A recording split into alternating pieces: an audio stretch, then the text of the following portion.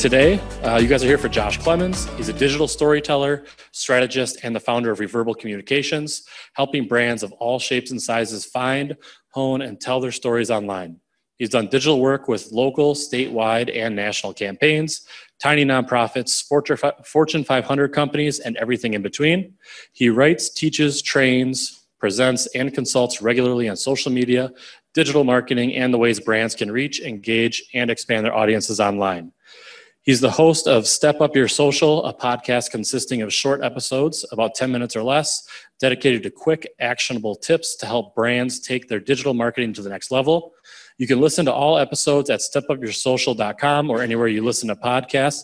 Please give a warm DreamBank welcome to Josh Klemons.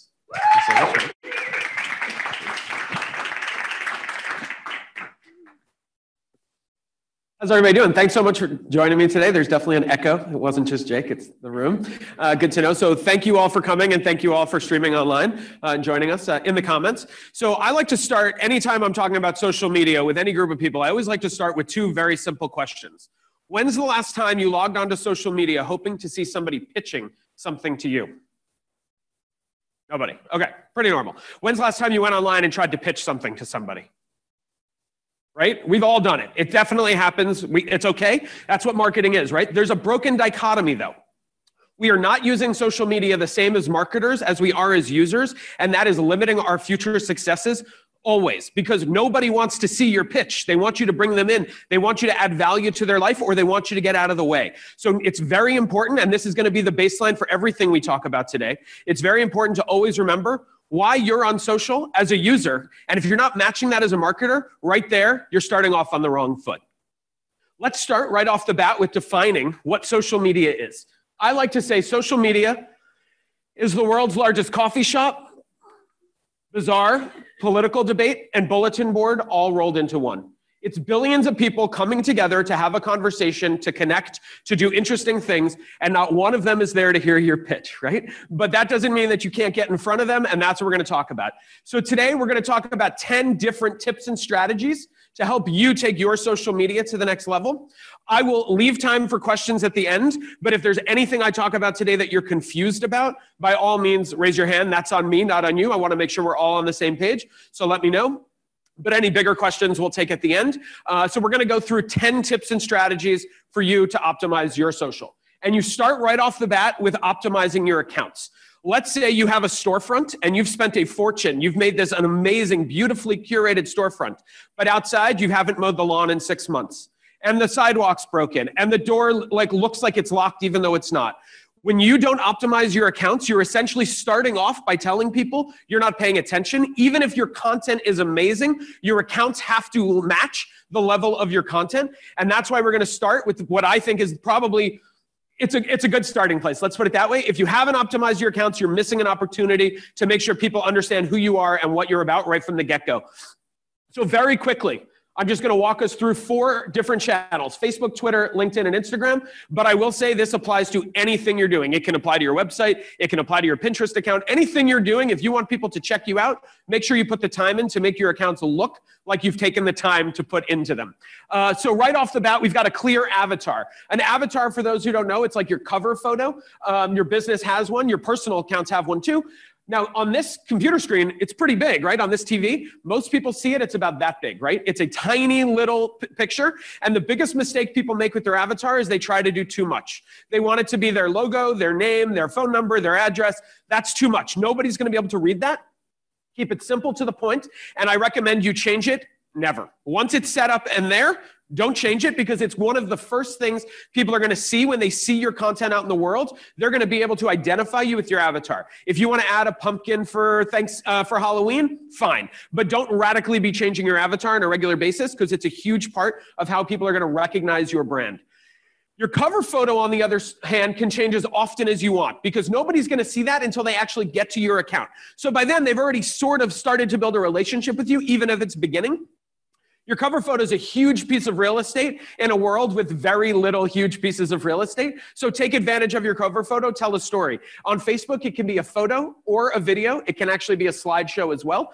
So feel free to edit it as often as you want, but make sure it's always relevant. Don't let me log on to your Facebook page and see that you have an event coming up in 3 days that was actually 2 weeks ago, because I know you're not paying attention to your account. If you can't be bothered to update it, you're probably not taking the rest of your content seriously too. That's how I feel as a user. My URL, and I know you can't see it completely here, but it's facebook.com/reverbalcommunications. If you have a series of letters and numbers at the end of yours, which I would bet money at least 2 or 3 of you do, and that's okay, head over here to your About section and change it. You just need to clarify what your URL is. That way you can share it with people at events like this. Pretty simple. Your call to action. Facebook added in the call to action option a couple years back. I would say most people take advantage of this, but I still see maybe like 50% of accounts that haven't optimized it. It's not a magic button. It's not going to magically get you tons and tons of people to do what you ask them to do, but it is a way to let people know what your prime goal is. Do you want them to visit your website, sign up for your mailing list? Do you want them to watch your video? The coolest part about the call to action, in my opinion, if you're a brick and mortar store or a restaurant, you can set this up with a phone number, and right from the Facebook app, somebody could click that button and be prompted to call you. So it's a great way to like really encourage people to connect with you directly. Set it up, takes 20 seconds, just set it up. You never have to do it again. Your About section should be filled out to the best of your ability. You might have the best website that's ever existed. It's very important, and this is true in general. You do not expect people to come to you, go to them. You have a great website. They can find all that info on the website, but they're not looking at your website right now. They're looking at your Facebook page. Fill out your content to the best of your ability, where people are, and don't ever expect them to come to you. Life is too hectic. They're not going to. You're going to lose them in the process. Meet them where they are, and that's going to be a theme we're going to come back to a couple times throughout this session. Meet people where they are. Don't expect them to follow you where you want them to be. Pinning a post is super simple if you've never done it. Simply click this little drop-down menu and there'll be an option to pin a post. When you pin a post, it literally pins that post to the top of your Facebook feed. I like to say it's a nice little way to eke out a little bit more real estate. It's like rolling out a red carpet into your store. Like you just get a little bit more space before they go through and just see the everyday of your content. You do not need to have a pin post, but if you do have a pin post, it does need to be relevant now. So back to that idea, don't promote an event that's coming up if it already happened, because that makes it look like you're not taking it seriously. To unpin the post is very simple. Simply click that drop-down menu again and click unpin, or select a different post to pin, and it will replace it, because you can only have one at a time. Pin post. Now, the last piece on optimizing your Facebook account is the hour story. Raise your hand if you've seen an hour story on Facebook. A few of us, and I'm going to assume less than that if set theirs up, and that's totally fine. Our story is a relatively new feature, and I would say, I don't know, maybe 20% of the accounts I see are using it. It's right underneath the call to action. There's an option to, it's called Our Story, and this is what they show on the page, but if somebody clicks See More, it opens it up into something much wider. Oh, look, two of my, the two of you are both online, apparently. So Candy and Matt, exciting.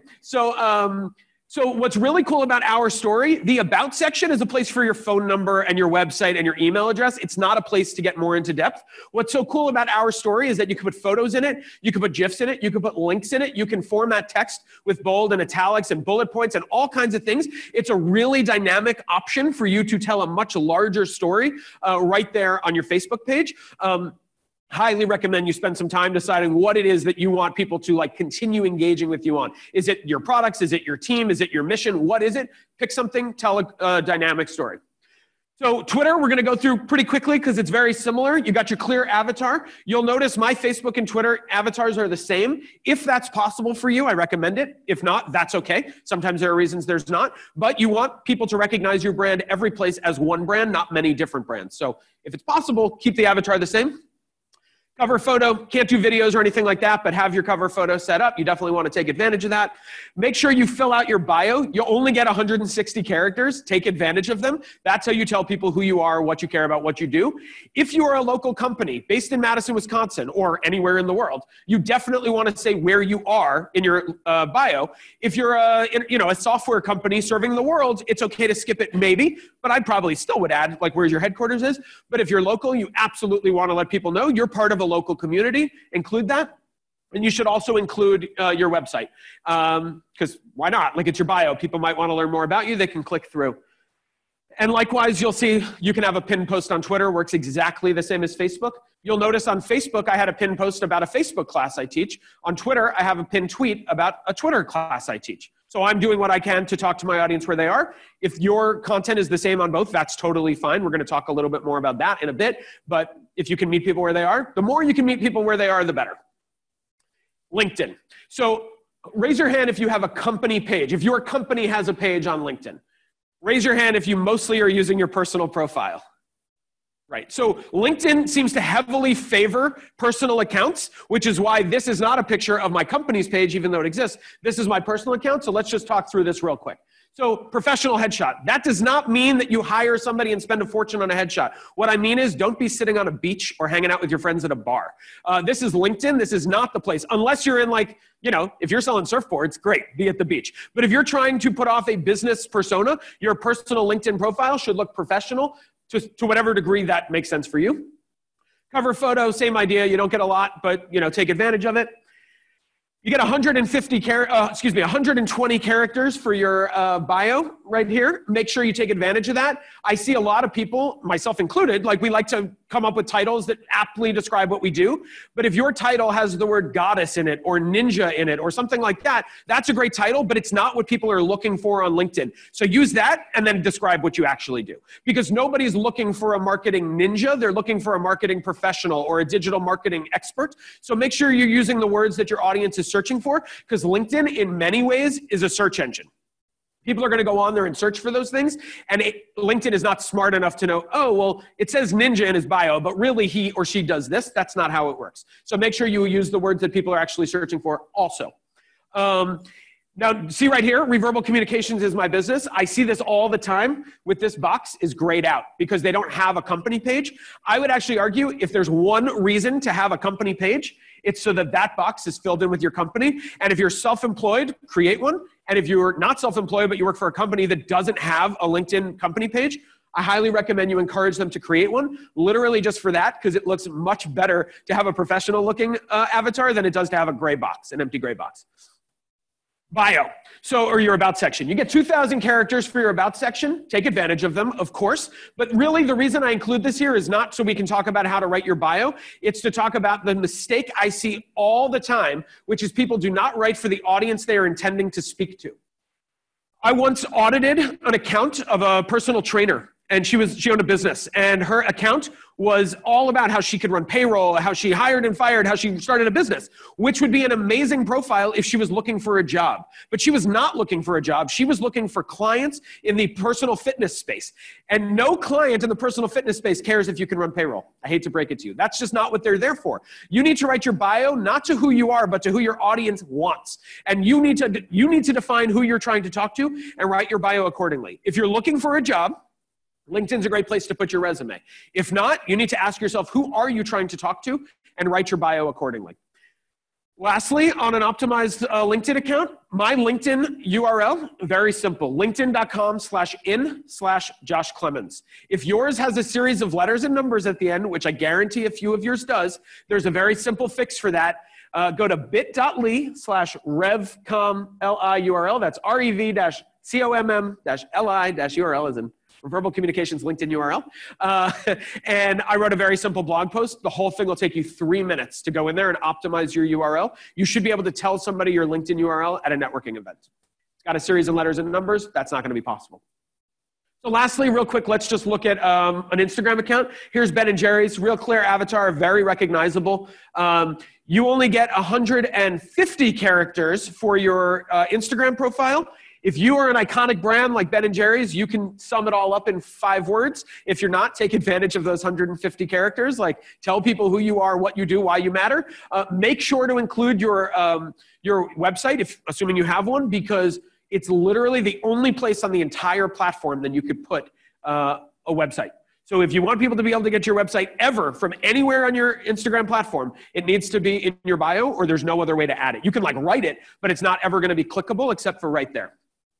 And lastly, about a year and a half ago, maybe, Instagram added something called highlights. really they're albums, but they had already called something albums, so they're calling them highlights. So we're going to talk a lot more about stories in a bit, but essentially stories are ephemeral content. They disappear after 24 hours, and you can create these fun sort of engaging posts. Again, that's going to be a future tip.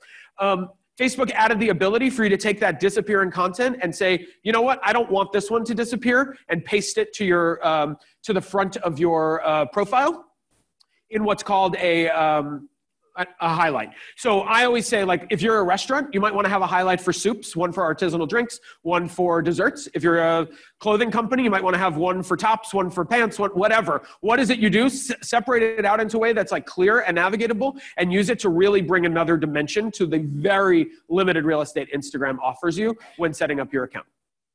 So that is optimizing your accounts. We spent a good bit. We have 10 of these to go. Some of them are not going to be as long. But I really think it's super important, because you'd be amazed how often I look through accounts and see people working so hard on their content, but they never bothered to make sure that it was coming from a place that they put the time into. And it looks like that. And so right off the bat, people are going to take you less seriously if your account is not optimized. So it doesn't matter how good your content is. So take the time, make sure that you're set up and ready to go, because everything else is going to be way harder if you're not. Okay, so now we're going to jump into tip number 2, tag and recognize your partners. I always like to say that if you're talking about people on the internet without tagging them, it's the equivalent of calling them without first dialing their number. They might find out, like maybe they're standing outside your door, but chances are they're going to have no idea that you're talking to them if you don't tag them. And if you want to be talking about people on the internet and not have them know, you probably shouldn't be talking about them on the internet, right? Like that, you know, if you're in the political space, fine, but brands, you're trying to build communities. You're not trying to like go out there and start fights. So if you're not tagging people, you're missing a huge opportunity to build those relationships and let those people know that you're engaging with them. Tagging is super simple. This is Facebook, and actually LinkedIn works pretty much the same way. So you'll see I wrote the @ sign and then started typing DreamBank, and I got a drop-down menu, and I select, see how clear and easy to read their avatar is? I know it's them right away. So I select that, and then the @ sign goes away, and their name is outlined in blue. That's it. They're tagged. It's that simple. If you're not doing that already, definitely start. That's true on LinkedIn as well. Instagram and Twitter is, I would say, both even simpler and in its own way more complicated, because you sort of have to know what their avatar, their handle is a bit more. So right here, I don't like to shame anybody who makes mistakes. So we're going to see some examples that I cover up who said them. But here is somebody talking about United Way, but not tagging them. So United Way had no way to know that that post happened. Is that bad? I mean, it's fine, but it's like a missed opportunity to build a relationship. You're taking the time to write about the United Way, but not to like actually connect with them. Whereas this account, on the other hand, tag United Way, bang, they get a notification. They can turn around, retweet, like, or at the very least know that you are building a relationship with them, and they can like make it reciprocal. This should be true if you're in a chamber of commerce or a business community. Tag your partners. Like, this is all about bringing each other up. Tag them, they'll tag you, and everybody wins together. Tag your influencers in your field if you're going to share an article from somebody you really respect. Tag your customers or your audience members that you love that are always doing great things for you. Like, tag people, let them know that it's a community, because social media is all about community. Okay, so that is the importance of tagging. So now, tip number 3, we're going to talk about cross-posting versus auto-posting. So when you cross-post, you take one piece of content and you place it at the same time on your own, like manually. You put it into numerous different platforms. So you take a picture you want to share, you write some text, you put it on Instagram, then you go put it on Facebook, then you go put it on Twitter. That's cross-posting. Auto-posting, on the other hand, is where you put it in one of those places or anywhere on the internet, and it automatically shoots it out into another place. It's auto-posting. Here's my take on cross-posting.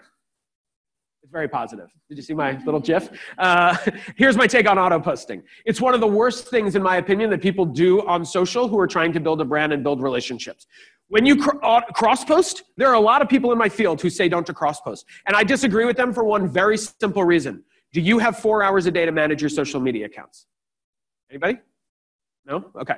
So then cross-post. Cross-posting is a great way to build communities in different places. The chances people are going to see your content in both places is slim to none, because most of your content's only getting in front of 3 to 5% of your audience anyway. And if they're seeing it in more than one place, they're probably a big fan. It's an opportunity for you to build more than one platform without killing yourself in the process. If you have the time to put together a strategy that's completely unique for every platform, by all means do that. If you're Nike or McDonald's, do that. If you're you, barely, able to get a post up, twice a week, and you're really struggling with it, cross-posting is your friend. Auto-posting, on the other hand, like I said, I think is one of the worst things people do online because it's asking people to come to them instead of meeting them where they are. One of the biggest dangers of auto-posting, in my opinion, is that I find that people who auto-post often don't check that secondary platform. So you post something to Instagram, and then it automatically goes to Twitter. I would rather you not be on Twitter than be on Twitter and not replying to people's responses to you. If you're auto-tweeting, people might be talking to you, but you never go on there because it's just set up from your Instagram account. So you're building this community of people who are annoyed with you. I'd rather you not be on the platform than be on the platform and not engaged in it. That's my take. So I'm going to show you all a couple quick auto-posting fails, just because I think it's helpful to see what auto-posting actually looks like in the wild for those of you who are still not completely sold. So Drudge reports a political report. They're actually off social now, but I love this screenshot. You can see every one of these posts ends with a ... and a link to his profile, or to his website. If I want to know what's on the Drudge report, I'll go to the Drudge report. This is not a social media channel. This is asking me to go to his website. He's asking me to do something instead of meeting me where I am. Larry Keel's an amazing bluegrass guitar player. I'm a huge fan of his, but his social is not on point. You can see, for those who can't see, these are all identical. Bandsintown.com. Clearly what happened is he put a bunch of dates into a website to promote his shows, and they spit these out. Could he promote his show in Pennsylvania and Morgantown and Park Street Tavern, even though he knows most people won't be there? Of course. He could tell a story about like an amazing night he had there last year, or a meal that he had, or talk about the amazing crowd he had. There's stories to tell that make me, somebody who won't be at any of these shows, engaged. This is the opposite. It's a press release, not a social channel. Gershon here is a very brilliant thinker. He writes about the Middle East. He's breaking two rules here. One, he posted to Facebook with no content, just a link. You should never post anything without telling, in my opinion, you should never post anything without telling people why you're posting it. A picture, a video, an article. If you can't be bothered to give me even a couple words to tell me, is this a good thing? Is this a bad thing? Is this interesting? Is this not interesting? Don't bother posting it. The only exception, in my opinion, is pretty much retweeting or sharing a story through Instagram. But pretty much you should always tell me why. So he shared this to Facebook with no content, and then he auto-tweeted it. Who's likely to click on this link? What does this look like? It looks like spam, right? It looks like somebody hacked his account. I'm not going to click on your link. I'm going to unfollow you. And I'm not alone, I'm pretty sure, because a lot of you just agreed with me. So this is very common. I see like this one from Twitter to Instagram, but there's a ... in the end. So it's like she could have taken a moment, finished the thought, and it would have been a much better post instead of expecting me to follow her to Instagram. I see this one all the time, the Instagram link on Twitter. If I want to see your Instagram content, I'm going to go to Instagram. I'm on Twitter. Show me the picture on Twitter. This is an example I use because I see this all the time. For those who don't know, Instagram is owned by Facebook, and they work relatively seamlessly. But there's a problem. What's wrong with this post? The tag doesn't work, right? So this person posted something on Instagram, automatically shared it to Facebook, and he was trying to build a relationship with Ballast Point Brewing in two different places. He failed to build it in the second place, which isn't the end of the world. That's not the issue I have. The issue is he's showing me content with a broken link in it. He's not optimizing his content. To me, this looks like a silly post, and I see it all the time because no matter how seamless Instagram and Facebook are, they're not smart enough to tag the people you're intending to tag. So even this kind of auto sharing is problematic. This is not technically an auto post fail, but I love this example so much, so I'm just going to share it anyway. This is the equivalent of somebody needing more coffee and posting as if they're a robot instead of as if they're a person. So somebody tweeted to Delta, a comedian, "Excuse me, Delta, this is outrageous. I just got sucked through the toilet hole in one of your aircrafts, and now I'm hurtling through the sky. Can I get my money back? This never happens on Southwest." So that was a great tweet to ignore, right? Like it was silly, it was fine, but Delta was set up to pay attention to everything and essentially send out Automon responses. Hello, Drew, I'm sorry to learn of this. Can you provide more detail to what occurred? HBB. Poor HBB is not a robot. That man or woman is a person who desperately needed more coffee before they were tasked with going out and responding to customers' concerns. But Drew very helpfully explained that he got sucked through the toilet hole. I love this example so much, I actually created an episode on my podcast about it. Like, I think it's such a good example of just because you're listening doesn't mean you're paying attention. So it's not technically auto posting, but I really love this example. So learn from it. Correct. I don't think that was his goal, but fair enough. If Southwest was on it, they were tracking mentions of themselves and they would have jumped in, but you never know. So, okay. So that's auto posting. Cross posting, good. Auto posting, please don't do it. I highly recommend against it. Okay. Tip number 4, Facebook events. almost everybody who's got a Facebook presence uses Facebook events. And there's a problem with Facebook events because you can create your birthday party with a Facebook event or your annual event with a Facebook event. And they feel sort of the same, right? But they are definitely not. If you want to create your birthday party Facebook event the day of, that's fine. Hell, you can create it the day after. I don't care. But if you're trying to do something meaningful with a Facebook event, don't wait until the day before to create that post. Create it as much in advance as possible. My recommendation is a minimum of 4 to 6 weeks. But you go look at the Majestics, the music venue, or the Sylvie, their upcoming events.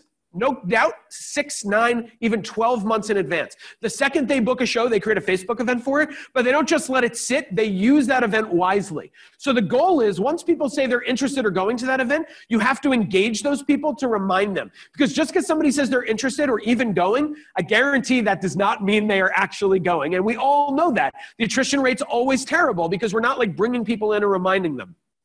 So you need to not constantly, but you need to ongoingly remind people that your event is coming and that it's worth coming to. But, and this is my mantra for this, don't solicit, excite. If every 2 weeks you remind me to buy a ticket, I am going to turn off my notifications. Do not tell me to buy a ticket. Give me a reason to want to buy a ticket. It's a huge difference, and it's so important. If all you're doing is asking me to come, I'm not going to come. But if you're enticing me to come, I might just show up, right? And when I say I'm talking about us, all of us. That is people, right? We need to find a reason to want to go. So tell them the food that's going to be there. Introduce them to some of the people involved. If there's going to be music, introduce me to them. You can go live right into a Facebook event. Do a tour of the restaurant you're going to be at. Give me a reason to want to come, or don't bother having an event. Just post about it the day of or 3 days before and move on. An event has to be bigger than just a post. That's it on events. I'm happy to take questions. Like I could do a whole hour on Facebook events. That's all we're going to do on that one because we got lots more to talk about. So tip number 5, Facebook Live. Raise your hand if you've ever gone live on Facebook. Oh, quite a few. Good. So I highly recommend your brand, assuming you're on Facebook, and if you're not, that's okay. But if you are, I highly recommend you take advantage of Facebook Live. People watch live videos 3 times longer than non-live videos. They engage with them 10 times more regularly than regular videos. These are statistics from Facebook, by the way. 20% of all Facebook video is now being consumed live. I always like to say, these are not the reasons to go live on Facebook. There's only one reason to go live. Anybody want to guess what it is? What was it? Sure, but they could do that with a non-live video. The reason to go live on Facebook is pretty simple. Facebook wants you to. Facebook says go live on Facebook, and the way that they say to do that is they reward you in the algorithm. They want you to go live, so they will show your content to more people. And bear in mind, you can go live on Facebook for 30 seconds, or you can actually do up to 8 hours. It used to be 4. They just doubled it. Of course, don't do that. You better have some really interesting stories to tell if you're going to go live for 6 hours. But you can go live on Facebook as long as you want. It's not just that you get rewarded in real time. You get rewarded after the fact as well. Facebook will continue to promote your content more heavily in the algorithm than if you posted it not live. It's literally that simple as far as I'm concerned with why you should be on Facebook Live. Facebook said so. Like they know what they like, so do it. So to go live, you can go live right from your computer now. I don't know if you all knew that. That's not that new, but at the beginning it was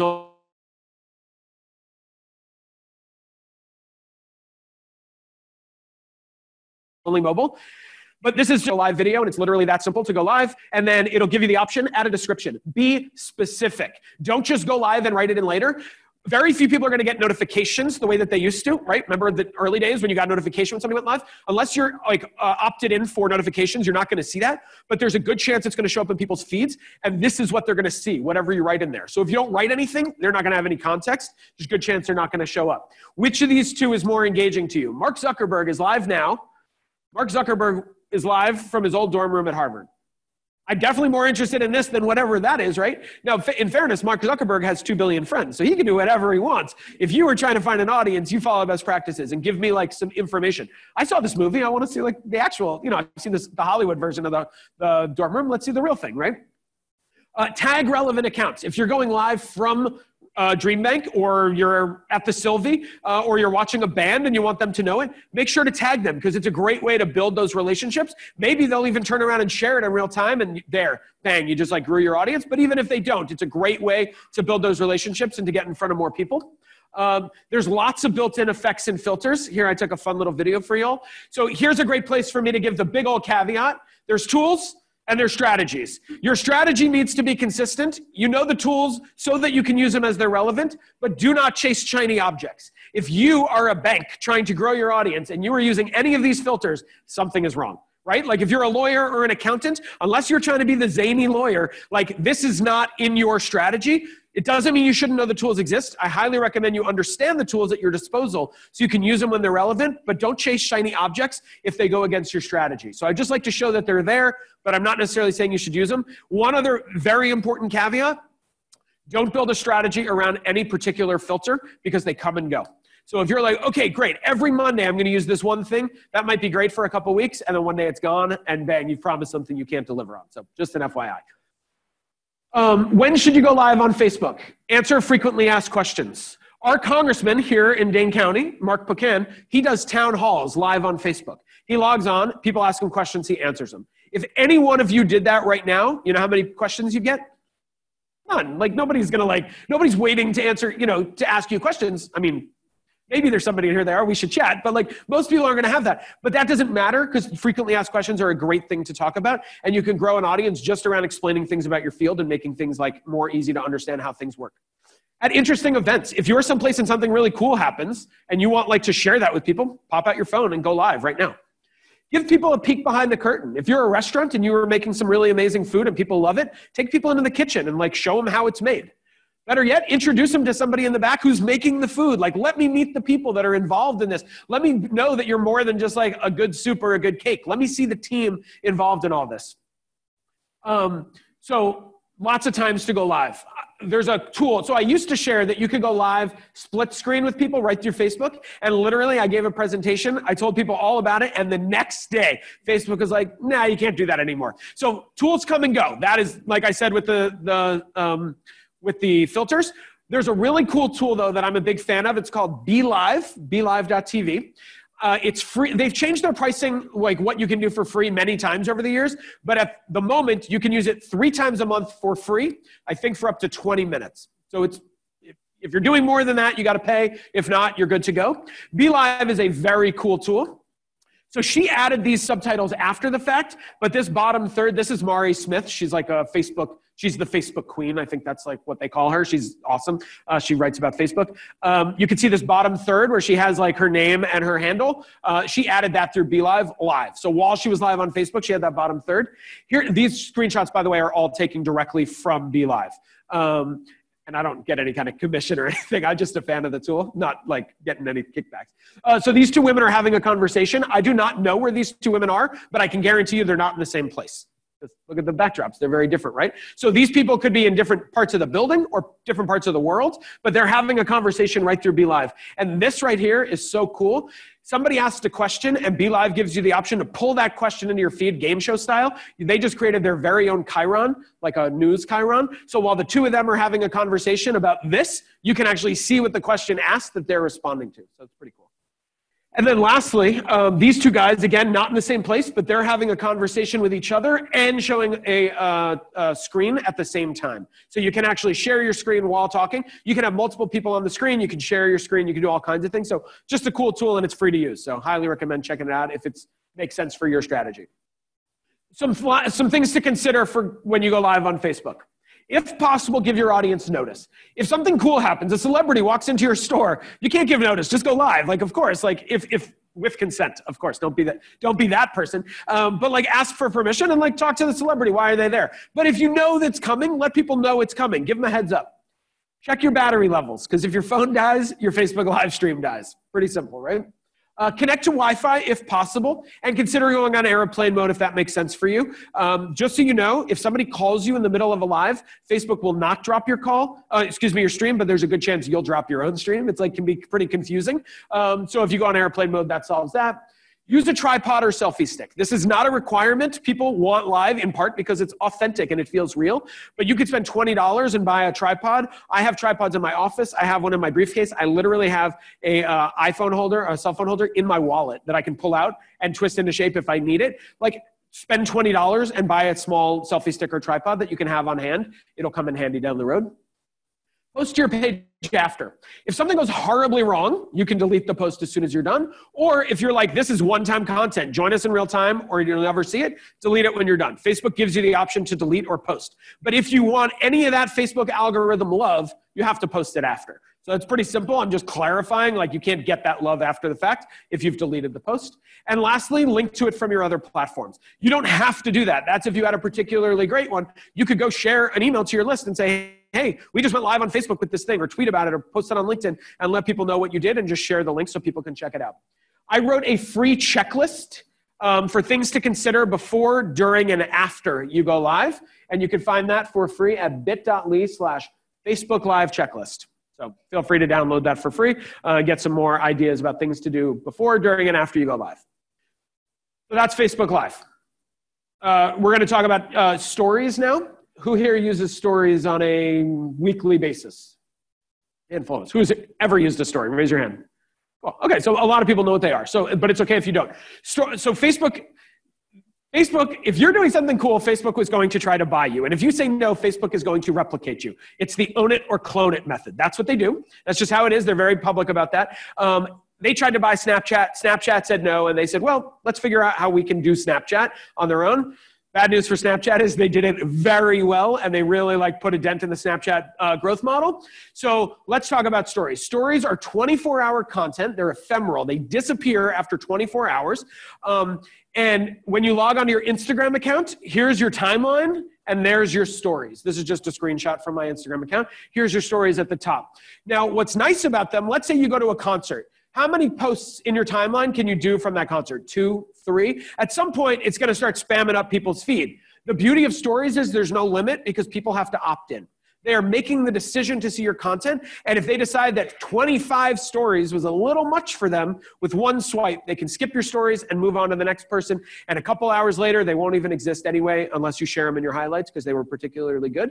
So the nice thing about stories is you don't have to worry so much about inundation because people are opting in, whereas with the timeline, they're opting out. If you're spamming people's timelines, they're going to check out 2, 3, 4, 5 of your posts in an hour, and then at some point, they're going to just unfollow you, right? So they're going to get away. So stories, you don't have that. There's also a lot of fun, cool tools built into stories. So let's talk about them. So these are some screenshots from Gary Vee, just another digital marketing guy. You can see he wrote text on top of the photo. This is actually a GIF, so it's like a little moving picture. Here he is asking questions. There's all kinds of built-in stickers in Instagram stories that let you engage your audience. You can have stickers. You can actually have countdown timers that remind people about an event coming. You can raise money for your for your nonprofit if you have if you're verified through Facebook through stickers. All kinds of things. You can draw right on your stickers. Tons of functionality with stickers. So some things you can do with stories. You can go live. There's pros and cons to going live. The biggest pro to going live on stories is that everyone who follows you is going to get a notification in that top part. There's going to be a little badge that says you're live now. And that's pretty invaluable. It's pretty hard to get in front of everybody's feeds at the same time, but that's the way to do it. The downsides, however, that video disappears after 24 hours. You can't share it to a highlight, and you can't download it. With a Facebook Live, you can download it and put it in other places. A story is gone. That said, AOC, Alexandria Ocasio-Cortez, had the most watched Instagram Live in history, and it was 300,000 people watched it in real time. It's an amazing thing, and she was just setting up furniture, drinking wine, and eating popcorn in a darkly lit room in her apartment. I happened to watch it live, which I don't normally do, and I happened to see it live, and it was very engaging, and then it made news as being the most watched Instagram story live of all time. So people can watch it, but just be aware, it's going to be gone tomorrow, no matter what. Boomerangs. A boomerang is when you see those videos that are, like that, people going back and forth. Yeah? Okay. Everybody boomerang with me. No? So here's my recommendation. If your audience is over 25 and you're using more than one boomerang a month, you're probably overdoing it, right? A boomerang is fine here and there in very small chunks, but do not use a boomerang every day unless your audience loves boomerangs. And I hate to break it to you, but they probably don't. I saw a lot of people rolling their eyes when I even mentioned the word, and that's fine. They're a little bit played. They were great when they first came out. Now they're cute. Just don't overdo it, but they are fun, and they're really easy to create right within the stories feature. You can do video up to 15 seconds. So it used to be 15 seconds and you were done. Now they'll actually let you create much longer videos, but they break it up into 15-second chunks. So if you had a minute-long video in stories, you'd have to share that as 4 different stories instead of 1. Text, you don't even have to have a picture or a video. It can literally just be text right on the screen. Kind of cool. Media that's already on your phone. So when Instagram first rolled out stories, you could only use media that you took in real time. The whole idea was it's live right now. And then people were frustrated with that. So they said, okay, within 24 hours. If you took the photo or video within 24 hours, you could share it. And people were like, no, that's not any better. So they said, okay, do whatever you want. So if it's on your phone, you can share it to stories now. So long as it's under 15 seconds for a video, you can use it on your stories, no problem. All the filters and toys you have in Live, like those all exist as well. And in fact, for those of you who don't use stories on a regular basis, a few months ago, there was a big redesign of the stories front page where they actually really started stressing those over all the other tools. So now it's like all the way at the bottom to switch between them. And right there in the middle, like where you would take the photo, you can switch between filters. So if you want your head to look like a hot dog or you want to see 12 of you, all that stuff's built in. It's all a response to TikTok essentially and the continuing response to Snapchat. So 190 million daily active users for Snapchat as an entire platform. This is as of April of last year. They tend to update this annually. So I'll update this in a few months, but this is from TechCrunch. So 190 million daily active users for Snapchat as an entire platform. Facebook Messenger, 500 million daily active users. WhatsApp, 500 million daily active users. Instagram Stories, 500 million daily active users. That's just Stories. That's not Instagram. That's Instagram Stories. So 500 million people are using Stories every day. I highly recommend you be one of them if you're already on Instagram. You can also use them on Facebook. So figure out how this fits into your strategy and get to work. Okay, so that's Stories. I'm a big fan. We'll move on now to groups. So we're going to talk about Facebook groups. Raise your hand if you're active in a Facebook group. Raise your hand if you're active in like 5 or 6 Facebook groups. Yeah, me too. So I'm a huge fan of Facebook groups. You want to guess why? There's a lot of reasons, but you want to guess one of them? Hint, hint, it's very similar to Live. Facebook, I am a firm believer that groups are the future of Facebook, in part because I'm seeing it, but mostly because Mark Zuckerberg told me that that's the case. Mark Zuckerberg said that groups are the future, and in the last 2 years, we have seen them roll out a tremendous amount of functionality to take groups from like, it was like a thing you could get together and talk to your neighborhood association to, oh my gosh, you can do anything with groups now, and it's pretty powerful stuff. So the reason this says a lot of people actively use them is because the only way to know how many people actively use groups is Facebook, and I literally found different numbers from Facebook. Those numbers range from 400 million to 1.4 billion people. I don't know what the answer is, so I just changed it to a lot. At first it was a billion, and I was like, I don't know what to say. So it's a lot of people. Give or take a billion people are actively using Facebook groups. There are tens of millions of active Facebook groups. And you can search for new groups at facebook.com/groups. If you have an idea for a group and it doesn't exist, that is great news. You should start it. Groups are an amazing tool to grow your funnel, to connect with people. We're going to talk a little bit about them. Okay, and just an FYI, I do a 90-minute presentation just on groups, so we're going to do that 90-minute presentation right now in 3 minutes. Like, this is the short version, but I am a huge Facebook group nerd, and if you can't tell, here's something I did for fun, because I'm just a big old Facebook group and just generally digital strategy nerd. I got down, I sat down first thing in the morning every day for a while, like a couple weeks, and I counted the first 100 posts in my Facebook feed, and I correlated them based on type. So were they content from friends, other events, ads, pages, or groups? And you'll notice 23.7% of all the content on my first 100 posts every day, on average, was group content. That means that it got through my personal algorithm more than pages and ads combined. I saw not significantly, but I saw more content from groups in my feed than I saw from ads or pages. Now, friends, I saw a lot of that, so great. But you can't build a business strategy around a personal profile, right? That's just not going to work. Pages are still okay, but Facebook has definitely devalued them. They've told us they're doing it. We've all seen it. If you've been using a Facebook page for years, you know you went from reaching 25% of your audience to 10% to 5%. The number keeps going down while groups keep going up. So I highly recommend that you think about where groups fit in your strategy.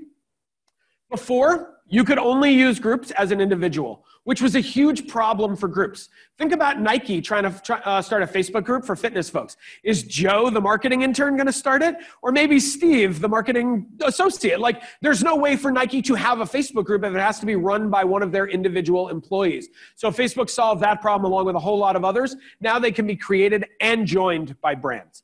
Now, I will actually tell you, most of the groups that are the most valuable for me on a day-to-day basis, I'm part of as a person, not as my brand, but some I'm part of as a brand. So it really just depends on your goals and your needs.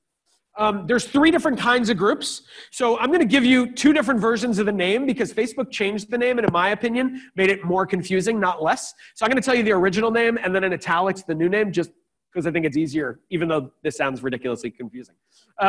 Public. They used to be called public groups. Now they're called public visible. A public group, anybody could see any of the content in there, but they can't engage with it unless they're a member. So you can like see the stuff. The windows are open, but not the door, right? A closed group, which is now called private visible. You can see that the group exists. You can see the admins and some of the people in it based on privacy settings. You can read the about section, but that's it. You don't know anything that's being posted within that closed group. And the third version, which used to be called secret, but now is called private hidden, you have no way to know that that group exists unless you're invited in. So I once was working with a woman, she was a doula for people who had lost children. And so I recommended her, she started a secret group because those people, a lot of them hadn't even told their families that they had been struggling with this, but what a great opportunity they could come together with other people struggling with it as well. A lot of political groups probably use secret, although who knows, there's lots of secret groups out there that we don't know about. So if you are dealing with a very vulnerable population, a secret group might be a good fit.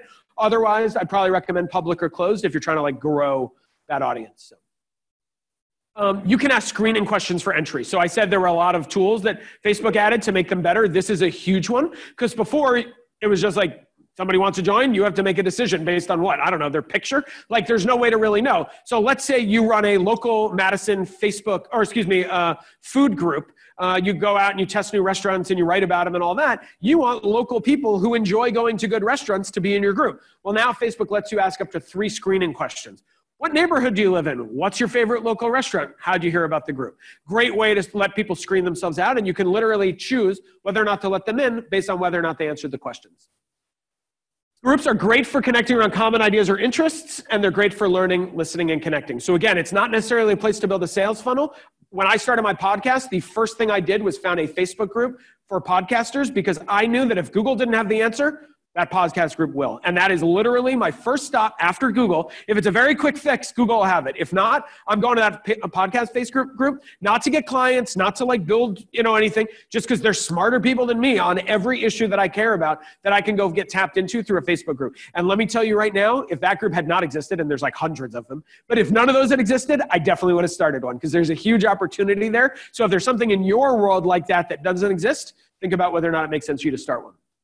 Okay, that's tip 7.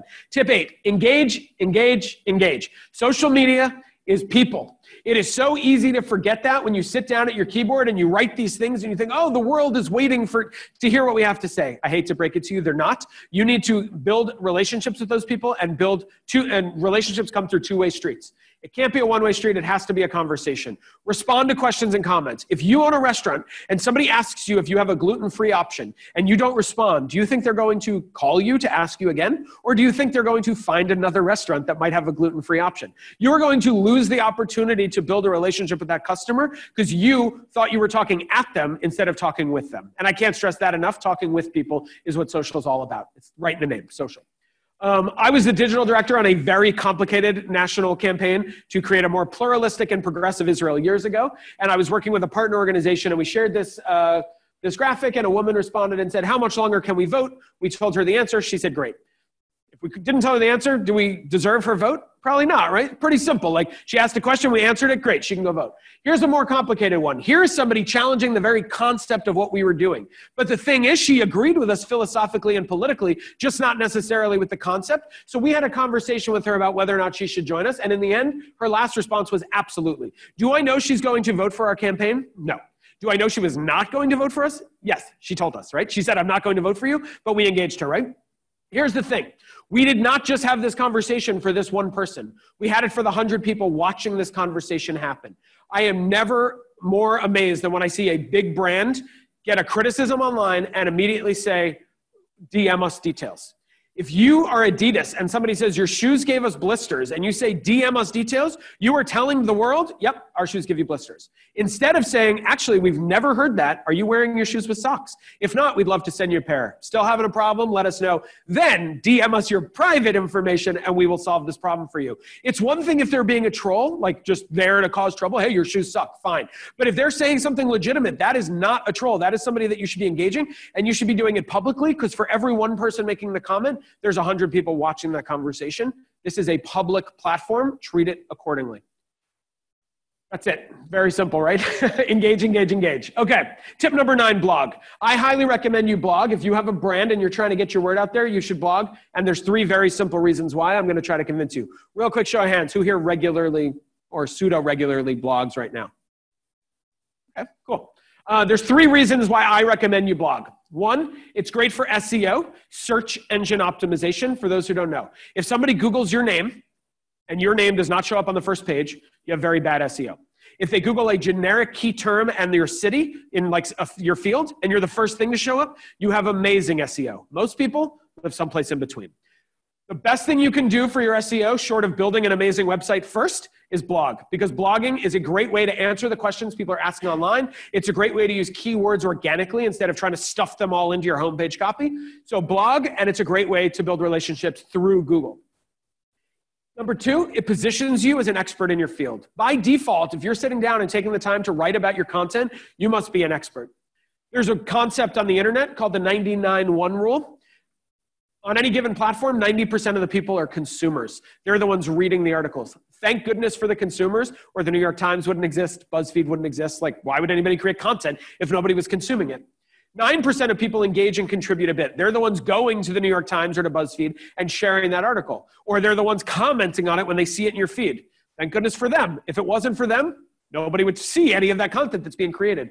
But that, of course, leaves us 1% creators. You can enter the realm of the New York Times and BuzzFeed simply by taking the time to think about your field in a way that's relevant to them. Are you going to be on par with them? Of course not. But you are part of that 1% creators having an opinion about your field. You know more about your field than even your most ardent fans, or you wouldn't be successful, right? Like, you're the expert. Teach your audience what you know. Make them trust you. Build those relationships through blogging. So that's the second reason. Position yourself an expert. Number 3, it serves as a bridge between your social media accounts and your website. Let's say you go out, you hire somebody to build you an amazing website. You spend all your money on a website. How many times can you ask people to visit that website? Once, twice, maybe 3 times. But at some point, you're just spamming people, right? A blog gives you endless opportunities to keep asking people to come back to your site and check it out. So here I wrote a post, this was years ago, 10 digital tips for aspiring activists.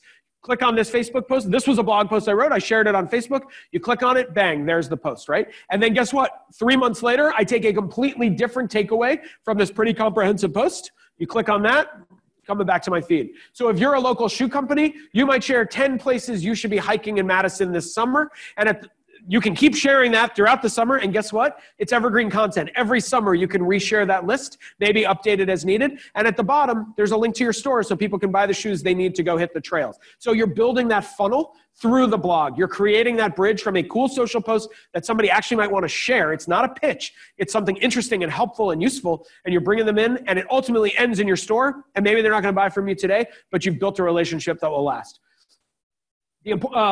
Use your blog to spell out larger concepts than you could in a social post. So here are the 3 sort of like bucket groups I recommend you create blog posts about. Use your blog to educate.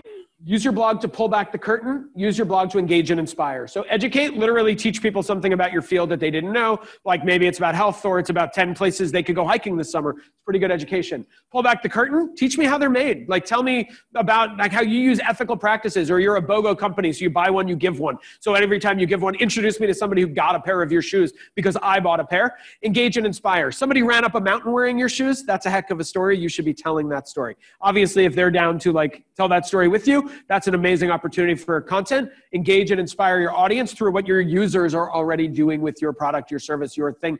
And that's true for nonprofits. It's true for any kind of company. How are people excited about your brand? Share those stories. So that's the importance of, that was tip number 9. Here's tip number 10. Understand your analytics and learn from them. If you are posting content to any of your social channels and not ever checking your analytics, you are throwing content at the wall and hoping for the best. Your audience is telling you what they want to hear. Your analytics are how, and if you're ignoring them, you're doing so at your own peril. Your audience is telling you what they want to know. So every one of the social channels at this point has some form of free analytic tools. I would argue that by far, Facebook is the best. Like, it's not even a close second, frankly. Facebook gives you so much data. It's pretty crazy. Twitter's pretty good. Instagram's getting better. LinkedIn's not very good in my opinion, but okay, they're all sort of like working on it. Take advantage of that. So when you go to Facebook, to your page, you go to Insights, that's what Facebook calls analytics. And from there, you can literally see how old your audience is, what gender they are, what language they speak, what cities they live in. You can know what time of day and what day of the week they are online. You can then post accordingly.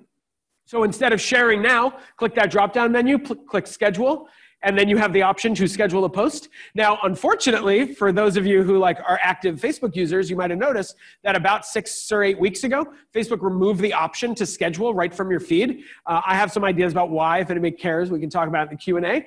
But there's still 2 ways you can do it without using a third-party tool. And third-party tools are fine, but there are still 2 options you have for scheduling. 1, go to Publishing Tools. It's right next to Insights at that top menu bar. 2, go to your Creator Studio. Raise your hand if you've been to Creator Studio. It's a relatively new tool that I highly recommend you check out, facebook.com/Creator Studio. What's cool about it, you can schedule posts for Facebook. You can also schedule or post directly to Instagram right from your desktop. Any Instagram users knew that you could do that? Or anybody excited you can do that? I mean, I know a lot of Instagram people who hate that they have to use their phone. I know one in particular right here. So Instagram actually does have a way to post from desktop natively without going to Hootsuite or Buffer or something, which are also fine right through Creator Studio.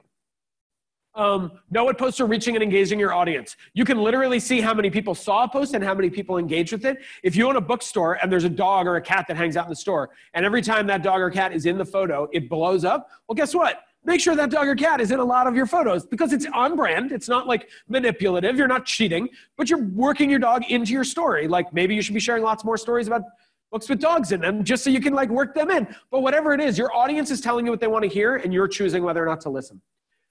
Okay, that was 10 tips. So let's do a quick recap, okay?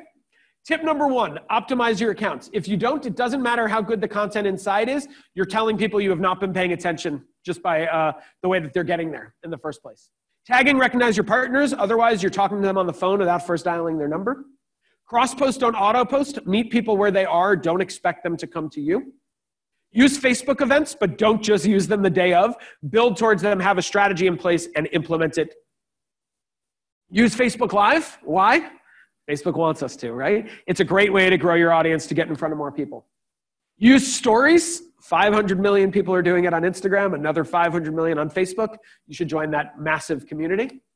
Use Facebook groups. They're the future of Facebook. I really, truly believe that. I've been seeing amazing success, both professionally and just, as a networking tool, all kinds of things. I love Facebook groups. Engage, engage, engage. Social has to be a two-way street. It can't be a one-way. Blog. It's the best way to position yourself an expert in your field. And understand your analytics and learn from them. Otherwise, you're just throwing things at the wall and hoping for the best. Everybody got their photos of the 10 recaps. That's why I did it. I should have put a little selfie button on there. So bonus tip, and then real quick, if it did not happen on social media, it did not happen. That is a lesson that we live with on every political campaign I've ever worked with. If you're going to a debate, if you're going to a parade, if you're going to a town hall, if you're talking to voters on the doors, if you're doing anything and you're not posting about it, you're not actually doing that thing. And that's how you should be thinking about social. What are the things you're doing that are worth bringing people in? Tell those stories on an ongoing, everyday basis. And with that, I thank you very much.